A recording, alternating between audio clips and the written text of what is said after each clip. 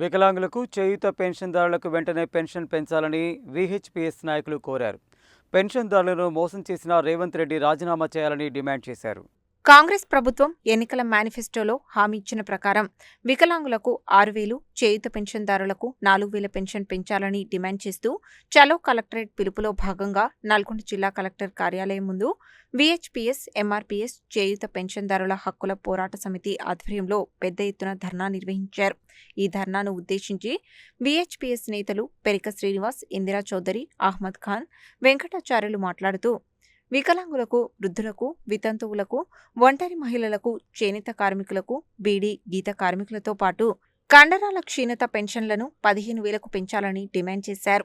కాంగ్రెస్ ప్రభుత్వం అధికారంలోకి వచ్చిన వెంటనే వికలాంగులకు 4,000 నుండి 6,000కు, అలాగే చేయూత పెన్షన్దారులకు 2,000 నుండి 4,000 ఇస్తామని ఎన్నికల్లో హామీ ఇచ్చి రేవంత్ రెడ్డి సర్కార్ అధికారంలోకి వచ్చి 21 నెలలు గడిచిపోయినా ఇప్పటి వరకు పెన్షన్ పెంచలేదని విమర్శించారు. తక్షణమే పెన్షన్ను పెంచాలని డిమాండ్ చేశారు. అనంతరం అడిషనల్ కలెక్టర్కు వినతిపత్రం అందజేశారు.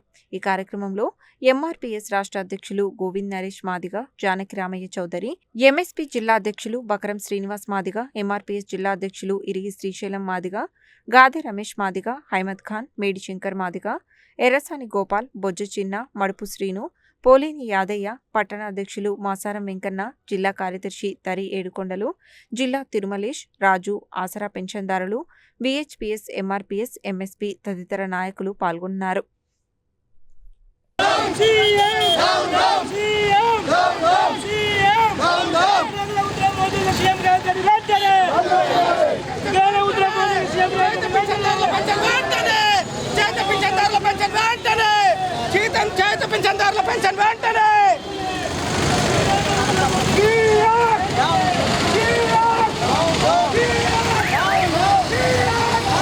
నల్గొండ కలెక్టరేట్ దగ్గర ఎంఆర్పీఎస్, ఎంఎస్పీ, వీహెచ్పీఎస్ చేయూత పెన్షన్దారుల, ఆసర పెన్షన్దారుల కార్యక్రమం ధర్నా మహాధారణ కార్యక్రమాన్ని నిర్వహించుకోబోతా ఉన్నాం.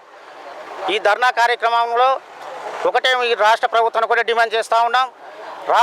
ఎన్నికల్లో రాకముందు మరి చేనేత పెన్షన్దారులకు, ఆసర పెన్షన్దారులకు మరి 2,000 రూపాయల పెన్షన్దారులకు 4,000 ఇస్తానని, 4,000 రూపాయల పెన్షన్దారులకు 6,000 ఇస్తామని చెప్పేసి ప్రభుత్వం అధికారంలోకి వచ్చి 20 నెలలు గడుస్తున్నా ఇంతవరకు పెన్షన్ పెంచి పాపాన ఈ కాంగ్రెస్ ప్రభుత్వం పోలేదు. అలాగే మరి గత ఎన్నికల్లో రాష్ట్ర ప్రభుత్వం ఇచ్చిన మాటను నిలబెట్టుకోవాలని ప్రతిపక్ష పార్టీలైన బీఆర్ఎస్ పార్టీ కానివ్వండి, భారతీయ జనతా పార్టీ కానివ్వండి, కమ్యూనిస్టు పార్టీ కానివ్వండి, ఎవరు కూడా మరి వారికి ఇచ్చినటువంటి పెన్షన్లు పెంచుతామని చెప్పారు.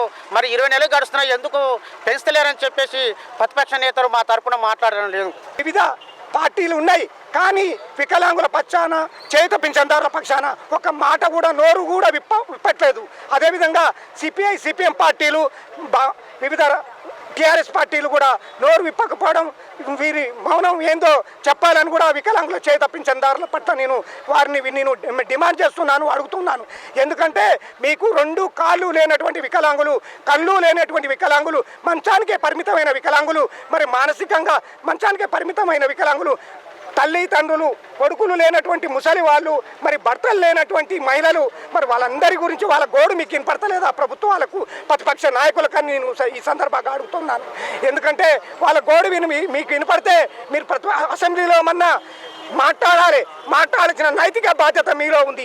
ఆ నైతిక బాధ్యతను కూడా ప్రతిపక్షాలు మర్చిపోయి వాళ్ళ పబ్బం గడుపుకుంటున్నాను. ఈ సందర్భంగా నేను మరోసారి గుర్తు చేసుకుంటున్నాను. 21 నెలలైనా కానీ ఇంత మటుకు పెంచడం లేదు.